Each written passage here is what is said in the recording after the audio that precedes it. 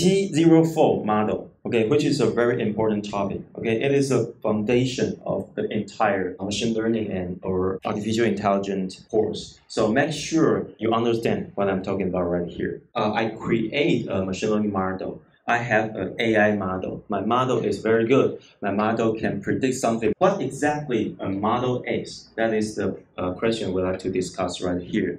And in T04, I will show you a very simple model, which is called a linear model. Okay, it is very simple. Maybe you have learned those things when you're in high school, but what exactly a model is? Anyone would like to make a comment or 有没有同学愿意稍微讲一下？当我们在讨论到模型到底是什么 ，What is model exactly？ 我们不如这样讲好了。模型这个字在你接触到 machine learning 或 AI 之前，模型原本是什么意思啊？对，没有错，这个答案就是正确的。模型就是那些玩具啊，飞机的玩具啊，火车的玩具啊，那个叫模型啊。So before you know the word model in AI or in machine learning, when I ask a children what is a model, his or her answer would be, okay, I have a toy, I have a train, I have a flight, okay, I have a small house, which is a toy model. But what is the characteristic of a model? 就是那这个模型的特色是什么？比如说这个火车，为什么我们叫它模型？随便回答一定都对的。对，没错，这个正确的答案就是长得很像。What is the characteristic of a model? Which means it is very, very similar to the original ones. 它要长得非常像。They are very, very similar. So, what is a good model? 那好的模型是什么？随便回答一定是对的。就长得超级像，没说的是标准答案。I have a very, very nice, very, very good toy model. I'm referring to the detail, the characteristic of this model is very, very, very similar to the original one. And we say, okay, that is a very nice, very good toy model. 对吧？这个完全跟大家的印象都是完全符合的，对不对？ So what is a model? In machine learning, okay, we'd like to analyze a bunch of data, right? So the target is data, okay? What is the data we familiar with? The data we're familiar with is the data in a table. So here is the data, the first data, the second data, the third data.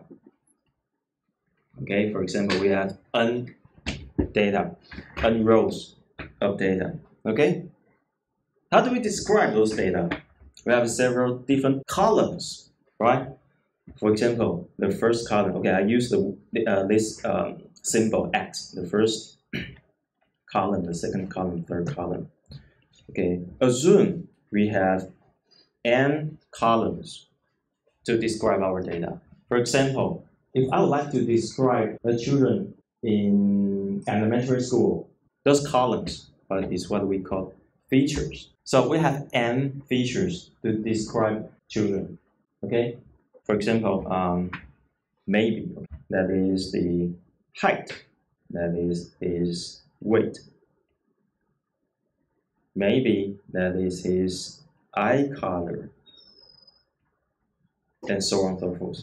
Okay, I can use several different columns, several different features to describe a kid in the elementary school. Usually, when we get a bunch of data, okay, we have a specific problem need to solve. Usually, okay, I say usually. Usually, the problem is related to prediction. Okay, it is just one of the problems we would like to solve. Okay. For example, here is another column which we call target, and its notation, its symbol is Y. Okay, it's Y. And here's the problem. I would like to use these n features to describe this kid. So basically, okay, we use another notation. It's right here. All those n features, we use another symbol, which is the X, okay, big X. I use this big X to describe my data, which is a kid. And before we make this model, okay, another important important question is that what is the best model of something？ 中文就是说，如果要叫你做一个最好的模型的话，那个最好的模型会是什么呢 ？For example, if you have a toy model, for example, airplane, okay, what is the best airplane model of this airplane？ 好，还有绕口哈。如果我有一个飞机的模型的话，那这个飞机的模型最好、最棒的那个飞机模型会是什么呢？同学有一个同学，好像棕色衣服的那位同学问咖啡色衣服，最好的模型是什么？随便讲。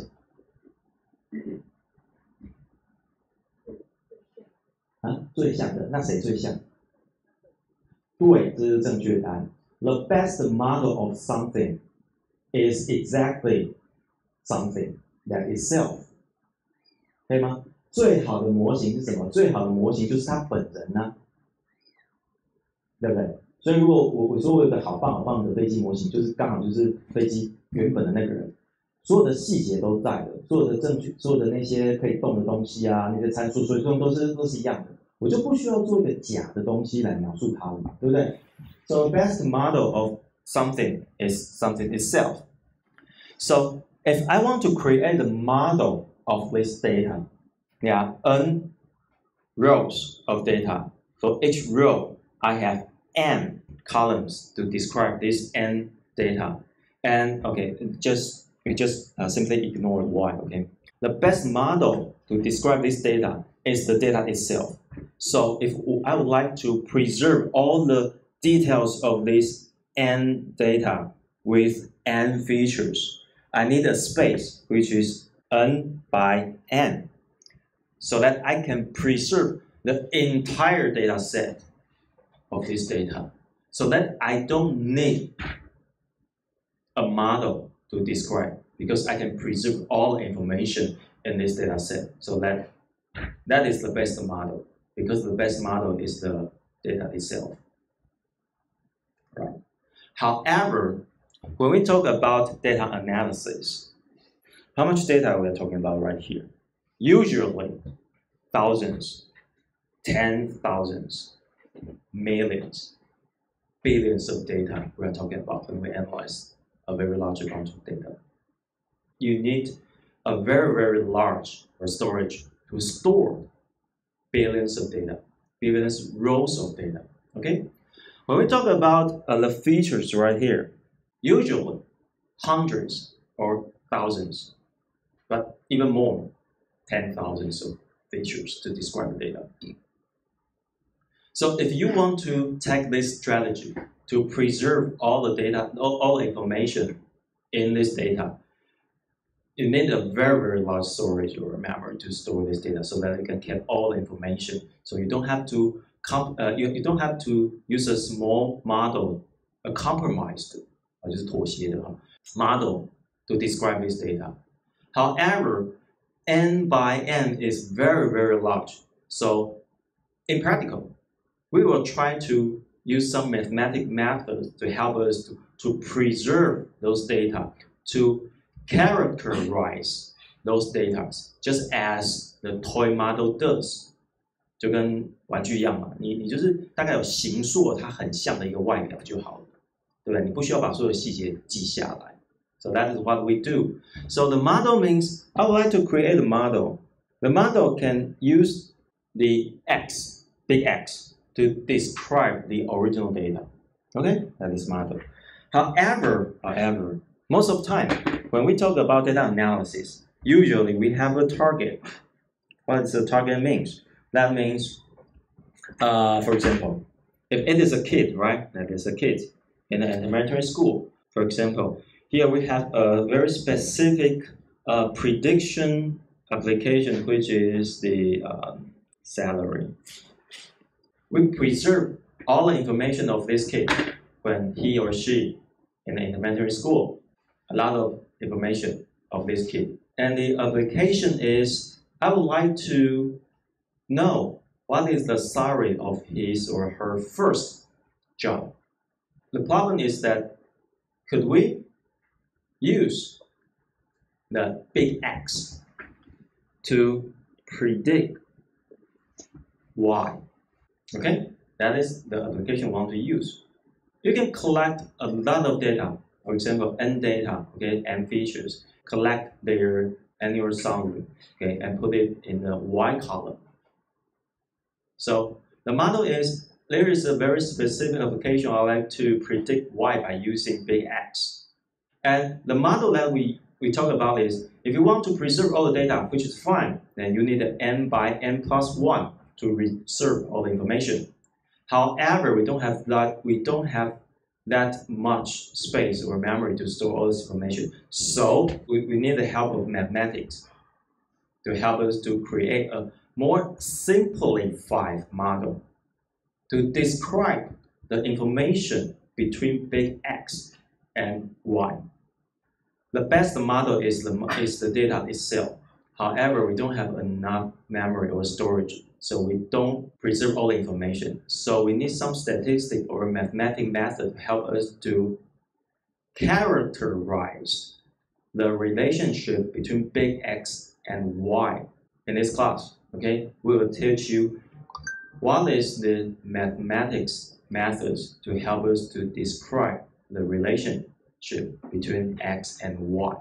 So here, okay, we have data size here, we have log features, target.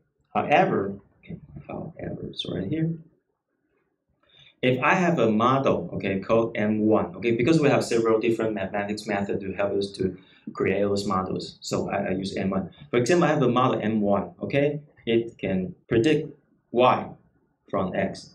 However, maybe the model is not that good. As we mentioned, a toy model only characterizes some basic things. It does not describe all the entire detail of the airplane or the train, right? So basically, the output is what called Y hat, okay, is the predict value. It may not necessarily exactly the same as Y. Y hat is not necessarily exactly the same as Y. It depends on how good your model is. If your model is very, very good, it's good enough, the Y hat will be very, very, very close to Y. If your model is too simple, the Y hat might be a little bit far away from Y because your model is not good enough, just like your toy model. There are several questions right here, okay? First one is data size, okay? So when we talk about data size, we refers to N, okay? If N is larger or small. If we like to use a mathematical method to help us to describe the entire data, which means big X and N, okay? What if the size, the N, is large or is small? If the N is very, very small, so as we mentioned, you can make a very, very precise model by just simply preserve all the information of N by N if N is very small, which is more efficient because you have enough storage to store all the information N by N. However, if the size of N is very, very large, billions, millions, billions, or even larger, okay, how do we apply mathematical method to all those N by N data? Okay, there are several approaches. We only mention very basic things right here, and we will go back to all those different approaches later in the class. Okay, if it's very large, from the perspective of statistic, 就是统计学的观点来说 ，okay, we can do sampling. You can simply perform sampling on those data. Okay, if your sample is good enough, your sampled data will be very, very similar. The distribution of your sample data will be very, very similar to the entire data. So that is one of the approach. The next one, categorical feature or numerical feature. It is brown. It is a blue eye, something like that. if it is numerical data, all those data can perform add, abstract, divide, or multiply. All right? However, you cannot add a black eye to a brown eye. So for categorical data,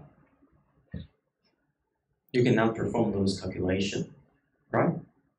So you have to apply different statistic method or mathematical method or some preprocessing to handle categorical data. We will talk about it later, okay? But you have to notice that before you right now, okay? And even more, black eye is not larger than blue eye or green eye because you cannot compare those categorical data, right? You have to notice that, okay? But you can compare two numbers. 130 is larger than 120, okay? You have to notice that. This third thing is very important. We're talking about Y. If Y is categorical data, means this specific problem is classification problem, which means you would like to do a prediction. You would like to use the value in big X to predict Y, and Y is a category. It could be something like high, medium, low, or class A, class B, class C, or brown eye, blue eye, black eye, something like that. Those are categorical target, okay? If your problem is like that, you need to analyze the big X to predict which category this entry, okay, this data will fall into this category. This problem is what we call classification problem. If your Y, your target, is numerical, like salary, like temperature, like a distance, something like that. If your Y is numerical, then we call this problem using those big X to predict Y, and Y is a numerical target, and we call it is a regression problem. In Mandarin, 中文就叫做上面叫做分类问题嘛，那下面这个 regression 的问题叫做回归啊，因为它其实没有什么，就是你中文你也不知道为什么回归叫 regression， 为什么 regression 叫回归啊？或者是中文的问题了啊。Okay, in Mandarin, it is called classification problem， 就是分类问题啊，分类问题。或者是 regression problem 就是回归问题，它们没有什么本质上的差别，它们唯一的差别就是那个 y 到底是数字还是类比。Okay, so let's take a look at this. Okay, so we have a matrix. Okay, we have a lot of data from 1 to n. Okay, usually those n data we call it training data， 就是训练嘛，训练的资料。And we have n features. They are aggregated as big X, and we have a Y, which is a target. Okay, so the model, if I have a model algorithm, the model algorithm helps us to predict Y from using big X.